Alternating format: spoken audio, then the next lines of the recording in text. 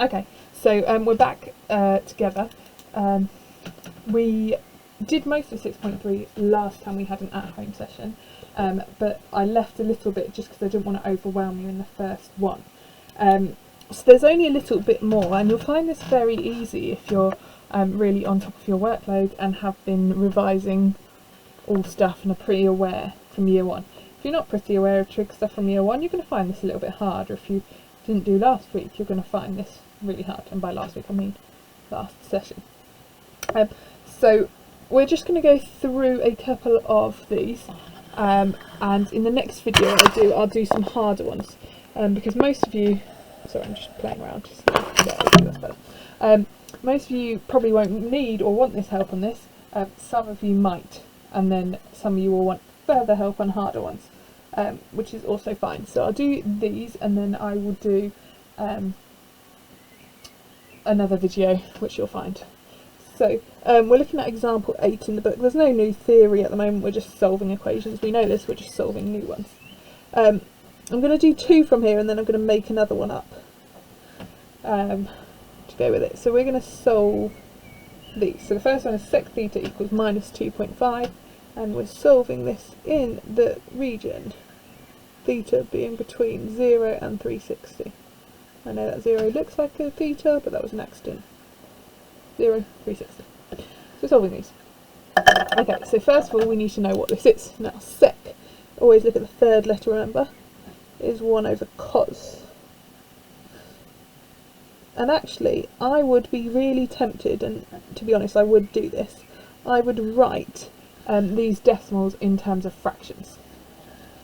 So minus 2.5 is minus 5 over 2 in terms of fraction. Now I do that because it makes the next bits easier. So you need to be really good at your fractions to be able to do that, or you can just put 2.5 in a calculator, press equals, and it will turn it into a fraction for you. But I'll show you why I do this, because we can't solve sec of theta on its own. That's why I've changed it into 1 over cos. There is no like arc sec button or sec to the minus 1 button on your calculator. It doesn't exist on this one. What I'm trying to say is when we're solving cos, we start by doing arc cos, but there's no arc sec on this. So we need to change it into terms of one that we do know. Now we know cos, so we need to get this into cos theta equals. So we've got to do some moving around so cos theta is on its own, just like when we're always solving trig equations. And I'm going to do this the slow way at first. So I'm going to times, sorry that's my email, I'll just mute that. I'm going to times everything by cos theta. So I get 1 equals minus 5 over 2 cos theta. And then I'm going to times by 2, so I get 2 equals minus 5 cos theta. And then to get cos theta on its own, I'm going to divide by minus 5. So 2 over minus 5 is minus 2/5 cos theta. Now, that is the very long way of doing it. You can skip this whole bit out if you want. That's a hideous box, but it's there. You can skip that whole bit out when you do this from now on, if you're going to write it as a fraction, because when you flip one fraction, if both sides are fractions, if you flip one side you can flip the other side. So if you look at this, I've basically flipped this to cos theta over 1, which is just cos theta, and this to minus 2 over 5. So from now on I'm not going to do these in between steps because I don't need to, but if you've got a fraction on both sides you can flip both sides. This is the mathematical reason why it works, but you can just do it. So we're left with, let's write that the nicer way down, round cos theta equals minus 2/5. So if we want to find theta, we do arc cos of 2/5. I'll get our calculator out. Now, we're looking in degrees. We'll go right back to the top. We're in degrees. So I need to make sure that my calculator is in degrees. It is. So arc cos of minus 2/5 is 100, and we're going to free significant figures pretty much always, so 114 degrees. Now that is an answer, but that's not the only answer, because remember we've got this range. We want all of the answers in between this range. Now you could be a cast diagram person. I am a graph person. So what I do is I draw a graph. Now we were doing cos here, so I'm going to draw the cos graph, not the sec graph, because we changed it into cos because we needed to solve. So this is the graph of cos theta. this is 360, this is 180, etc, etc. Now, we were solving negative 2/5. Why do I keep losing my negative? Negative 2/5, which is down here. It's basically 0.4. So this line here is negative 2/5.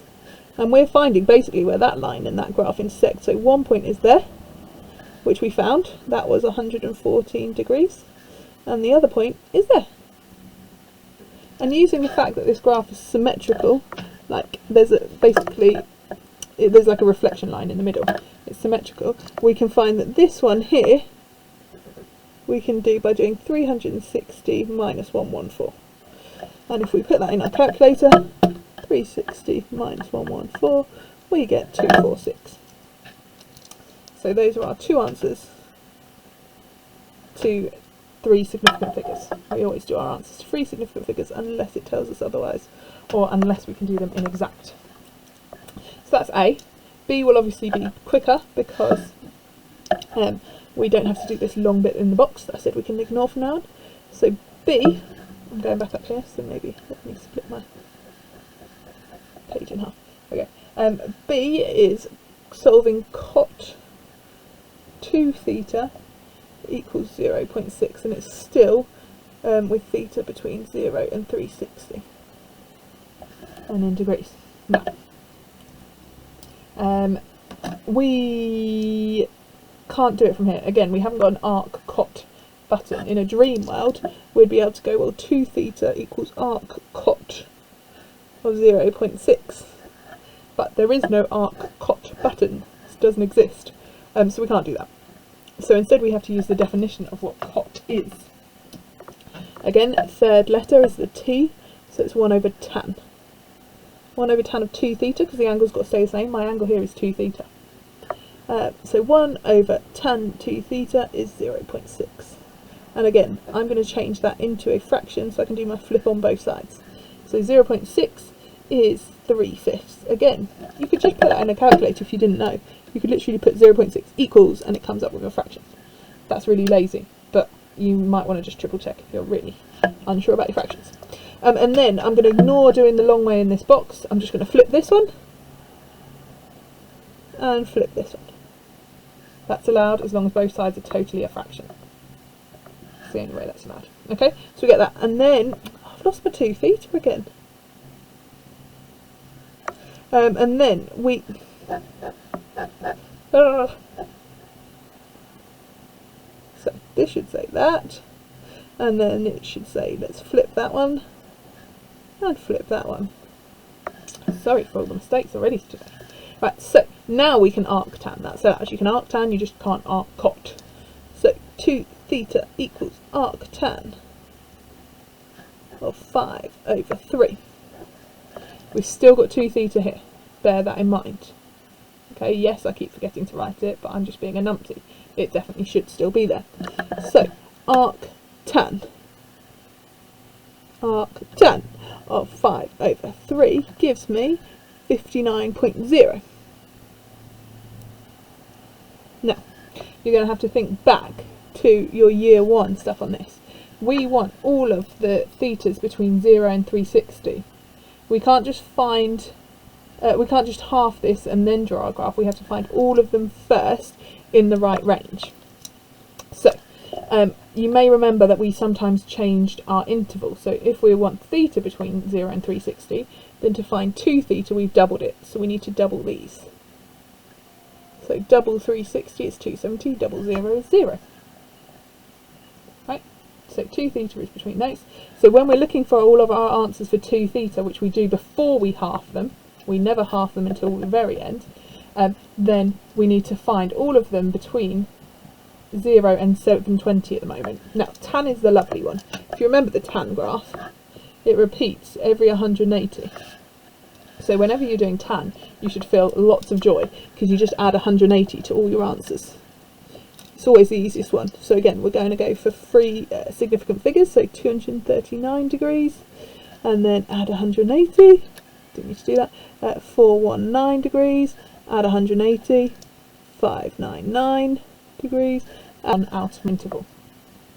So that next one is 779, so it's going out of my interval, so that's the end. So that means that 2 theta is all of these things, and so it makes theta half of all of those things, so I'm going to half them all. So 59 divided by 2, 29.5 degrees. 239 divided by 2 is, well, it's 120 to 3 significant figures. 419 divided by 2 is 210 to 3 significant figures. And 599 halved is 300 to 3 significant figures. And these are all your answers. Now that's it for the ones in the book. I just wanted to do one more, just while we're at it.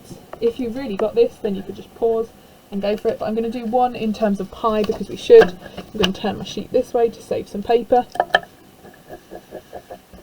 So C, which isn't actually in the book, it's just one I made up earlier. I was going to say solve cosec theta minus pi equals root 2 for theta being between 2 pi and 0. Now, this is just one I've made up. So, we've got cosec theta minus pi equals root 2. And cosec, third letter is S, is 1 over sine theta minus pi equals root 2. Now, I always say write this as a fraction so that we can flip it. This as a fraction is just root 2 over 1. It's very simple. So now we can flip both sides because they're both fractions. So sine of theta minus pi equals 1 over root 2. And so we need to start undoing this side. So we need to do the inverse of sine to get theta minus pi on its own. So theta minus pi is arc sine 1 over root 2. And we can use a calculator. Now, be aware our calculator's just been in degrees because we've just been doing them in degrees. We now want radians, so let's shove it in radians. Don't even know how I did that, I think I pressed the wrong button, but it still worked. Arc sine 1 over square root 2 is pi by 4. Okay, now, so we now know that theta minus pi is pi by 4. But again, we need to change our interval because we've got theta minus pi, not just theta on our own. So, if we have theta between 0 and 2 pi, then we need theta minus pi. We've taken off pi from our theta, so we need to take off pi from both of these. That's our new interval. So we're looking for answers between pi and minus pi. So let's draw our sine graph to see where we need to go with this. I'll draw it at the bottom so that it doesn't get in the way of my answers. And sine looks like this. Let's also go backwards a bit. Now this is pi here, and this is minus pi here. Can you see that? Just about. So we're looking in this interval, and we were looking for where our sine graph crosses our 1 over root 2 graph. Now 1 over root 2, I don't know what that is off the top of my head, is 0.7, so we're up here. So we've got this one out here, that's pi by 4. And we've only got this other one in our new interval that we need to find. That's the only other one in our new interval, the red interval here between pi and minus pi, of where that crosses that graph. And to do that, this distance here is the same as this distance here. So using the symmetry of this bump, we can do pi minus pi by 4 to get that answer, which is 3 pi by 4. Okay, so these are both of our answers in that new interval. And after we found all of our answers in the new interval, then we can think about adding this pi on to all of our answers to get our final answers for what just theta is.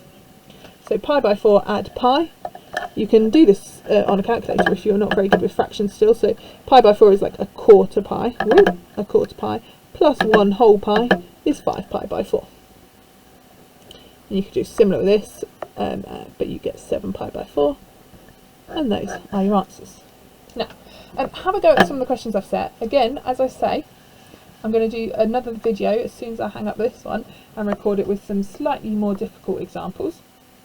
And don't be ashamed to watch that one. They are much harder examples than these ones. They've got squareds in, they've got bit more stuff in. But if not, carry on with the questions and then move on.